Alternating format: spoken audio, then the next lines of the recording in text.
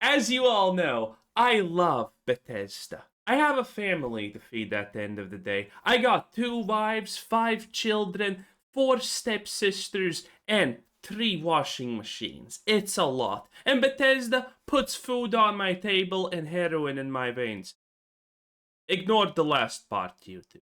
But in any case, my family does not get that food because you did not subscribe and like the video. Do you want my family to suffer? Now, between us, honestly, nothing's gonna change if you honestly do. I choose to not feed them and support them, okay? That's a deliberate choice. But Bethesda's incompetence is not a deliberate choice. It's a evolution of what always was supposed to happen. And the Summer Showcase for Xbox is very near, boys. And with that, my smile is off the charts because you know, whatever Bethesda does, people are gonna be mad, okay? There is nothing but that Bethesda can do at this point to not piss off people. Fallout 76 expansions upgrades. It's a shit show. Maybe a Fallout 5 trailer drop, and maybe after 30 years we're gonna get Fallout 5. It's gonna be amazing. Elder Scrolls news, it doesn't matter. Bethesda's gonna ruin it anyway, and I'm gonna be there to talk about it and point out how incompetent Bethesda is. You can bet on that, okay? Taking care of family? No. Taking care of my subscribers? That's the real deal. And we today have Mr. Matty Plays. Mr. Matty Plays, friend of the channel. He's gonna say great things about Bethesda, I'm sure. Salutations, everybody. It is Matty here today. Hope you're all doing absolutely excellent. Today, we're gathering to talk about Bethesda, who has no doubt been very quiet as we approach the Xbox Summer Showcase. It makes me wonder if they have a little something up their sleeves. We know they're good for probably some type of 76 update / announcement, but beyond that, beyond the obvious, like, hey, I haven't checked 76, by the way, but last time I did, it was almost at the same point it was before the TV show got announced and did the huge boost for the game. And, well, before the TV show happened, Xbox told Bethesda that it's time to shut down 76. You know, two rounds in the chamber behind the shed type of shutdown deal, okay? Because it was not profitable. It was a drain on resources. And now we're effectively at the same place, but Bethesda is putting in way more resources and trying to make content for 76. And it's not paying off. maybe this is the year we actually get the Elder Scrolls 6 trailer that I've been predicting for a number of years, because I'm tired of Todd Howard quotes like this saying, yeah, pretend it doesn't exist. I mean, come on now, Todd, save us all. With that said, we're here to complain about something entirely different. We're here to talk about Bethesda's what I like to call work in progress state. Now, I know in talking about this and subsequently complaining about it, it does invite in the comment of, well, they've always been a work in progress, Matty. And fair, but I think... What a great way to defend Bethesda. Bethesda's always been garbage. Yes, indeed. There are different levels of work in progress here that I am considering as I forge this conversation. What I mean by that is there is the work in progress that is a Morrowind, an Oblivion, a Fallout 3, a Skyrim, you know, where you have the jank, you have the bugs, you have the glitches. They're not overriding your experience, so to say, but they do exist. But what you're getting alongside that is something that is moving gaming forward. It is forging this path forward for open world RPGs that we were seeing Bethesda was at the lead of all of this. Nowadays, really with Fallout 4 and on, work in progress Bethesda is something entirely different. This is a conversation building off of what we talked about with Oblivion Remastered. That conversation started with a post from Digital Foundry saying, yup, Oblivion Remastered is still broken a year after release. It spawned me to dive back in, play it a little bit, and just talk about how I felt very disappointed with the way Bethesda handled things, because it spoke to potentially how their external partnerships will continue to go. Like if Fallout 3 Remaster is not in a great spot, they're not going to hang around to fix it if there are core issues like there were with Oblivion, or the potential to even do something cool. Oblivion was a top 10 selling game of the... Wait. You're telling me they fixed core issues for Oblivion? I'm sorry, I feel like I missed that. I feel like I missed that in that case. year it released. So why not do more things like an expansion, a new DLC? Why not try that?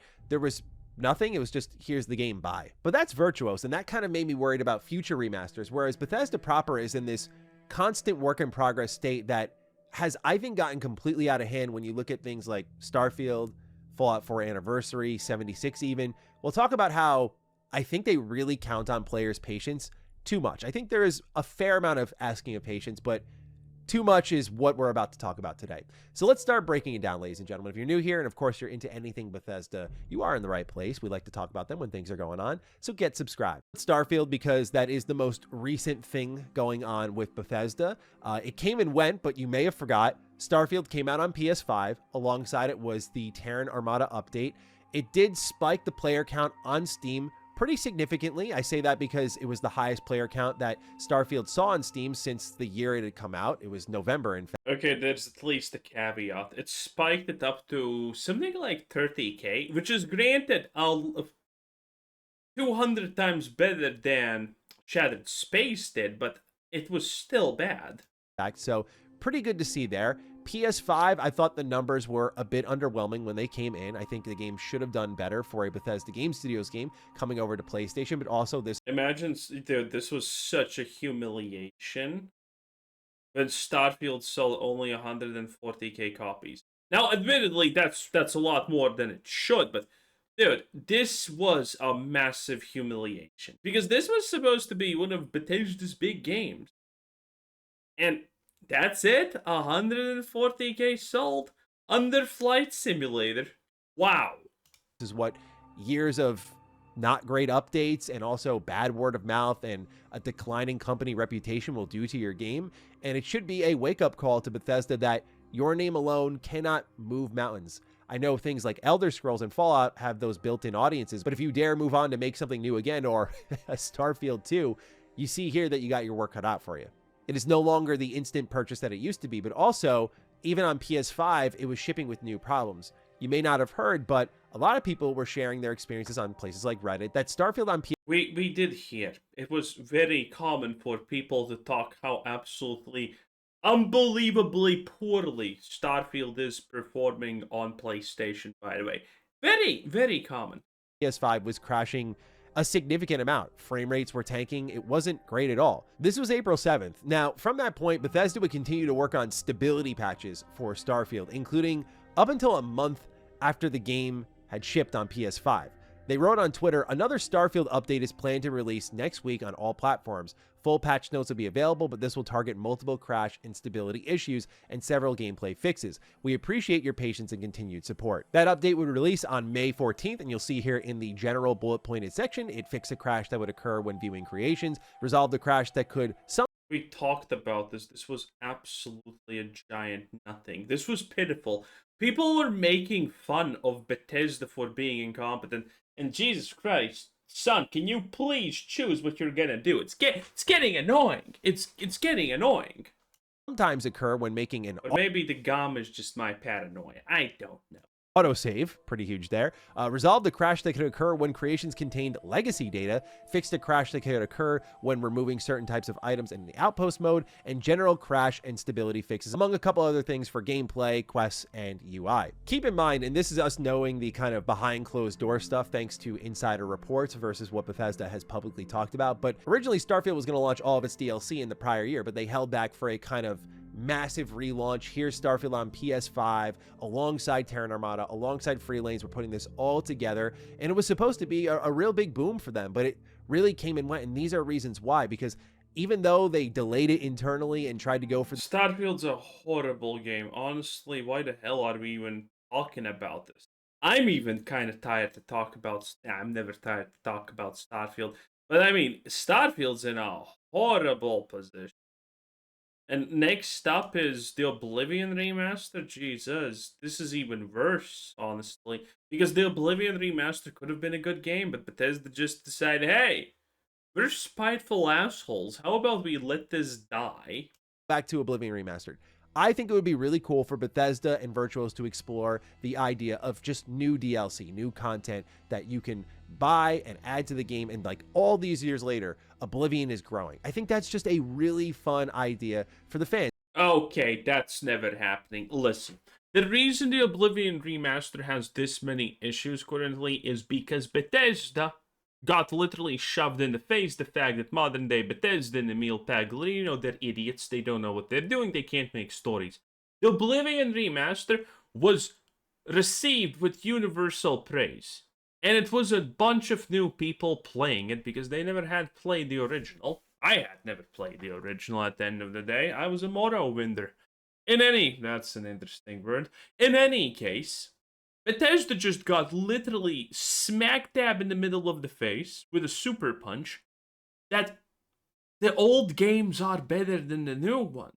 Oblivion, massive success. Starfield, Starfield is literally Homelander begging to suck a dick and eat some shit.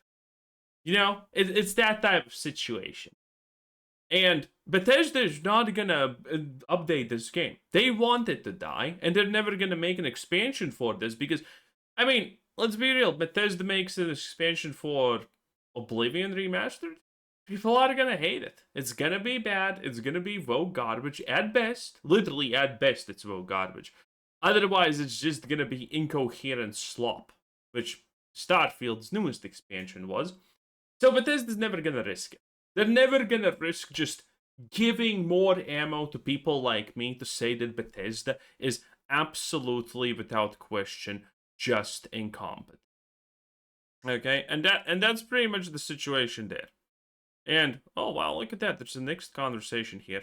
Of course, there is the conversation to have about like what the quality would be. Would it actually be a positive addition to a game that is where people then eventually move options you can't afford to release, not be in your best state? Very upset with Bethesda because I'm like, how do you do this? This could have been an awesome opportunity to celebrate Fallout 4. At the very least, just getting they broke Fallout 4. Well, it's still broke and never was fixed. The release right would have been nice in hindsight because then again, like I'm talking about with Starfield, we can focus on fan requests, what the player wants. The player doesn't get excited when they see, yes, this patch includes, as I'm reading here, this Fallout 4 December patch, save load and content handling, general UI and UX improvements, crash and stability fixes, ultra wide and Steam Deck and platform specific fixes, and text and localization fixes for the RPG that I bought back in 2015. This doesn't excite people. This drives angst and anger and disappointment because you just look at it and you're like, again, glad you're fixing it, but why was it a problem in the first place? Why was it shipping if it was an issue in the first place? I've gone on and on about the many problems that Fallout 4... The reason Fallout 4's next-gen update shipped was because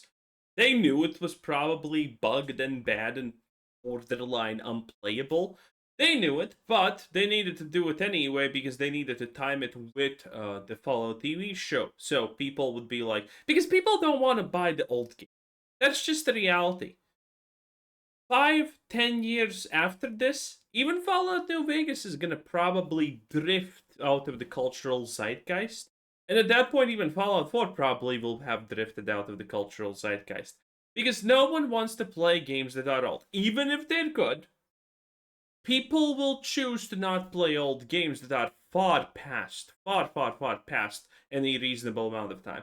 Most people don't want to play 20-year-old games because even if they're good, even if they know they're good, the fact that they're just 20 years old is something that people don't like.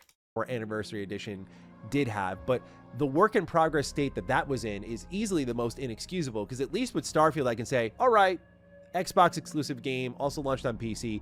You're porting it to a new platform. A lot of people think it is just this simple drag and drop. I know work goes into it. Not easy. Bethesda has a horrible history on PlayStation. Okay, I can look at all this combined and think, all right, it is what it is. But with Fallout 4, it's like the game existed and the game was fine. And the problem is, as I've said many times before, is you came in and busted that game and then just kind of left it.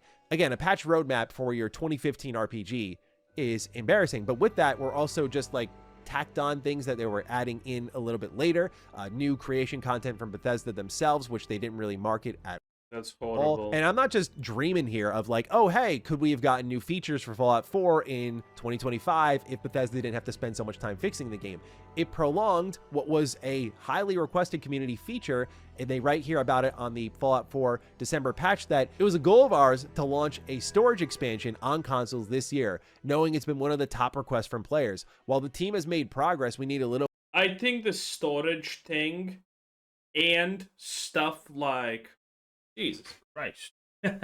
I think the storage thing and things of that nature have kind of completely destroyed the trust that people have in Bethesda and is showing people en masse how incompetent they are. Yet again, I know everything they do just shows how incompetent they are, but it's like Fallout. They delayed the next gen update how many times? They didn't delay it because they wanted to release it later. They delayed it because it was never ready, and then they were forced to release it.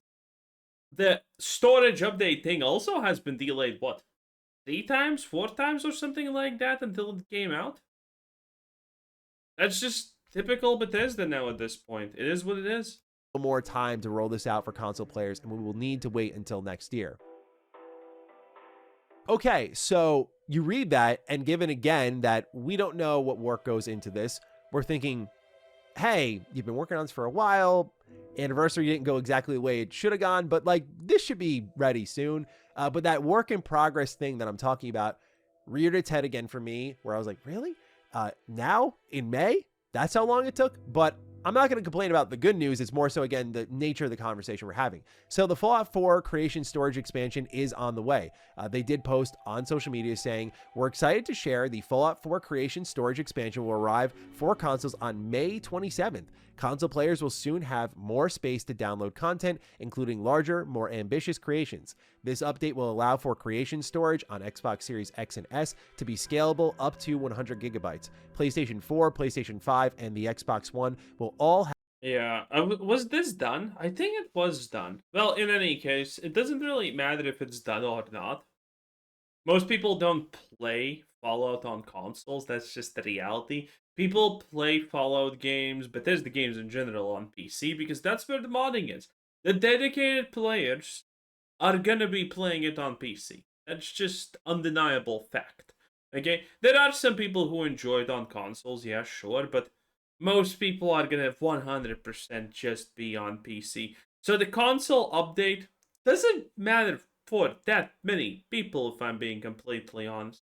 In any case, there's nothing new about Bethesda. Todd Howard's being vague at the end of the day and not saying anything really concrete. The summer showcase is gonna be probably fucking nothing burger in best case scenario. Worst case scenario, people are gonna make fun of Bethesda because they're once again gonna promise something any other normal game would just implement and not release even a patch about it. So I'm kind of expecting maybe that.